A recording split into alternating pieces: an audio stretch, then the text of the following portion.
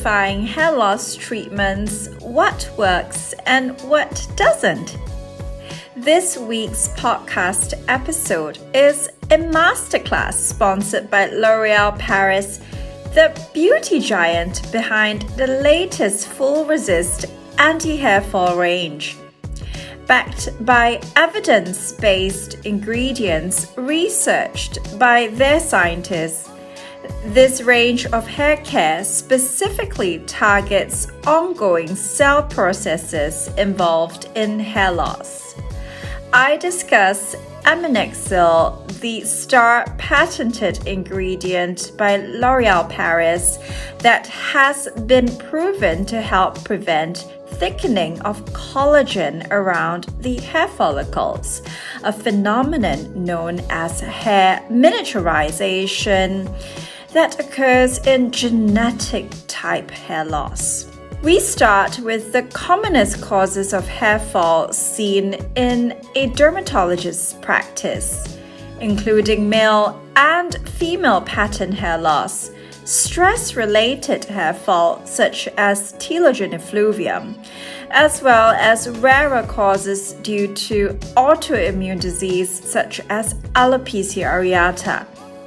Underlying medical conditions such as nutritional deficiencies, as well as thyroid disease, can also contribute to hair fall. Tune in to this week's episode to learn all about the science of beautiful hair. Join me as we discover how to harness the latest scientific discoveries to achieve a healthy scalp and luscious hair. Hi guys, welcome to today's episode of Dermatologist Talks, Science of Beauty. We're going to be talking about the science behind hair loss today. Hair fall can be defined as an increase in shedding beyond what is normal, and that may vary between individuals. We sometimes hear that losing up to 100 strands of hair a day is considered normal. But for certain ethnic types, such as in Oriental and Asian populations, who innately have less dense hair than other ethnicities, one does not have to lose more than 100 strands of hair in order to experience hair thinning. So what are the signs to look up for if you suspect that you have hair loss? Firstly, increased hair fall can be observed in the drain when you shower, on the pillowcase, and if you notice any on the floor throughout the day, these can be signs of increased hair shedding. A telltale sign to look up for is actually thinning of one's ponytail. Both men and women may also observe thinning of hair at the top of their head, an area known as the vertex. For men, there can be associated receding of the frontal hairline.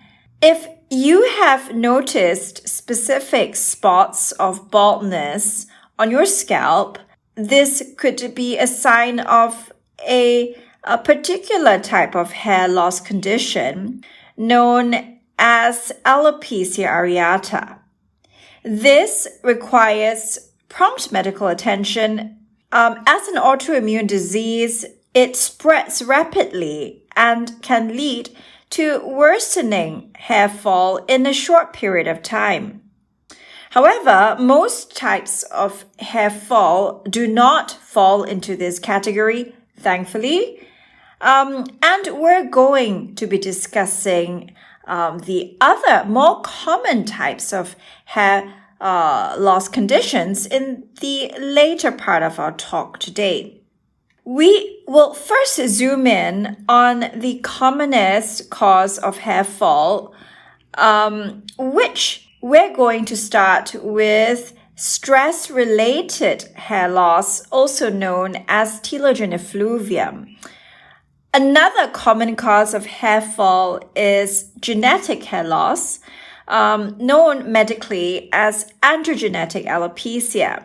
Telogen effluvium, or stress-related hair fall, is a type of hair loss that can progress very quickly and is usually associated with a traumatic event.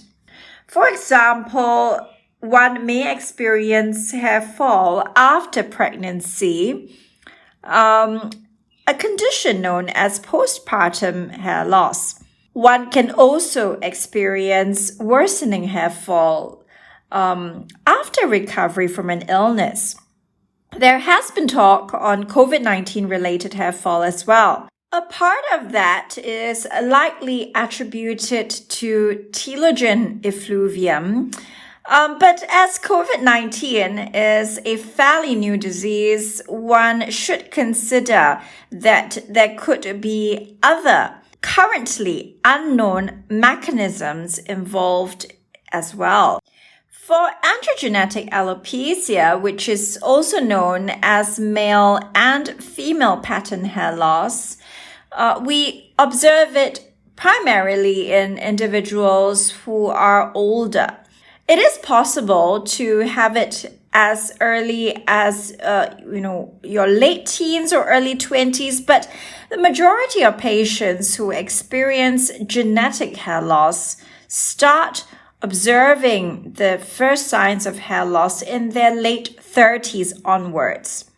The telltale signs include a specific pattern of distribution, which is thinning at the top of the head. For men, there is also recession of the hairline, as well as a positive family history of genetic hair loss. These are all suggestive risk factors for the diagnosis of androgenetic alopecia. As it is predominantly driven by the male hormone testosterone, one may find that it is more prominent in males, and also if there is a family history that more male relatives are affected. It is important to realize that even individuals without a family history can also experience the same type of genetic hair loss.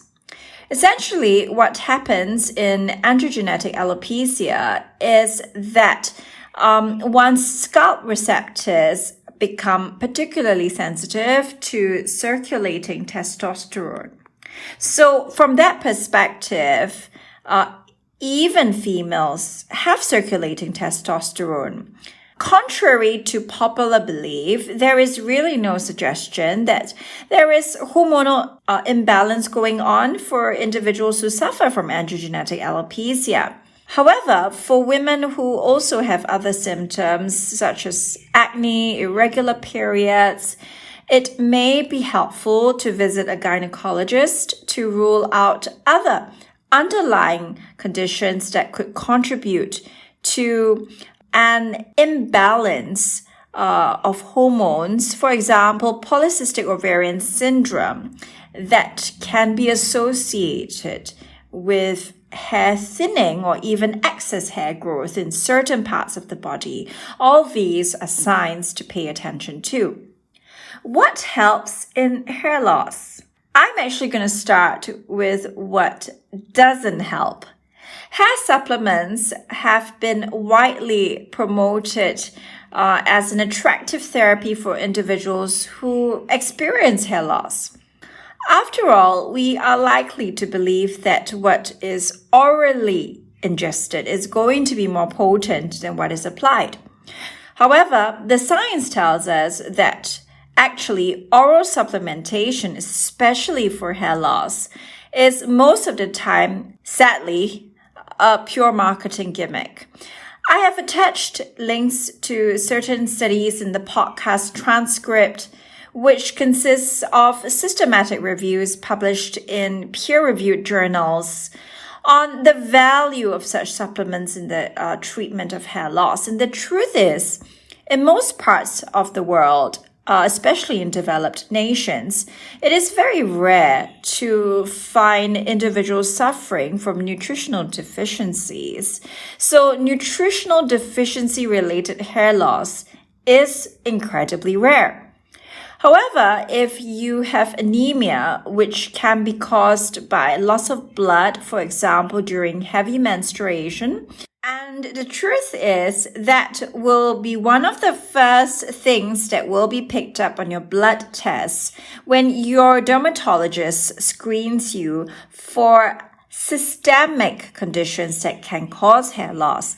For example, other than anemia, thyroid disorders such as high levels of thyroid, known as hyperthyroidism, and low levels of thyroid, such as hypothyroidism, all these can all contribute to hair loss.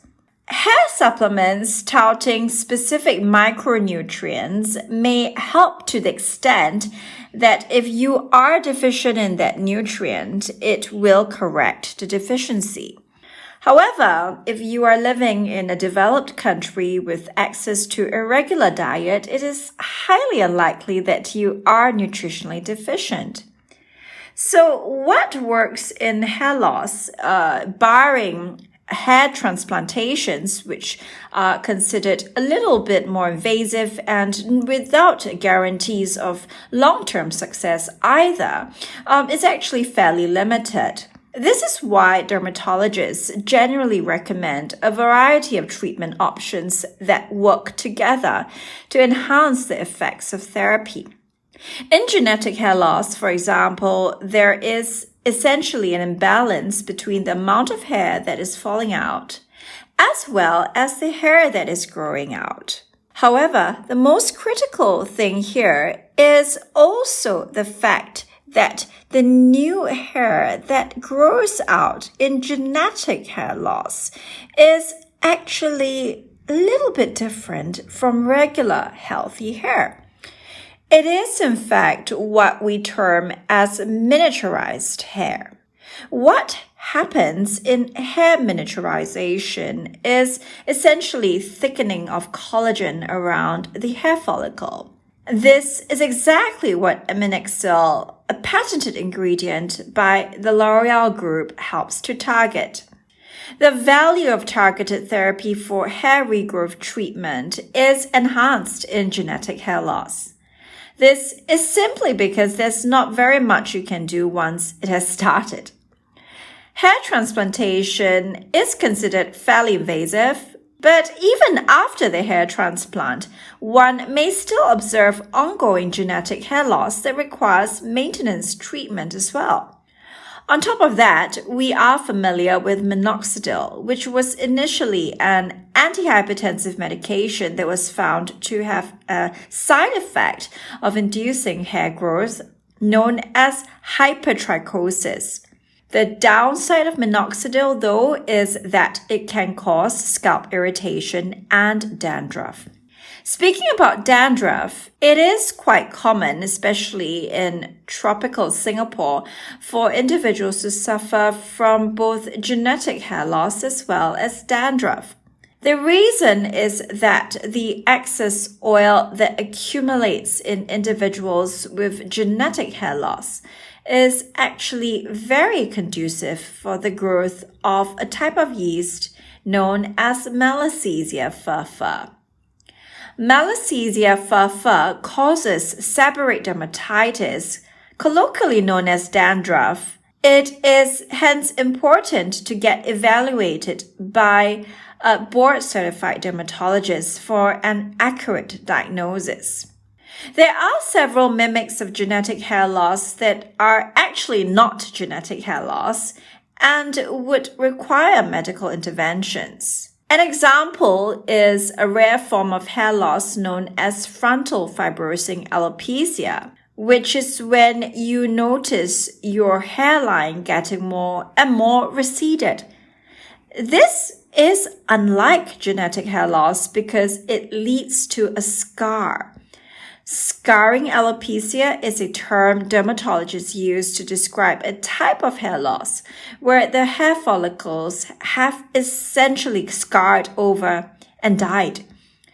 The good news is that using hair care is generally a good strategy for most individuals who suffer from commoner causes of hair fall, such as stress-related hair fall, weakened hair strands because of poor care of the hair shaft, leading to easy breakage, as well as genetic hair loss.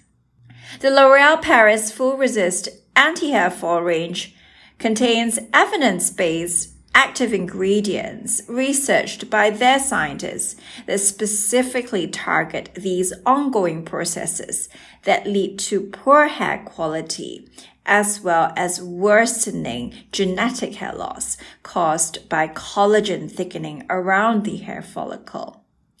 Well, I hope you've learned something today in this hair care masterclass.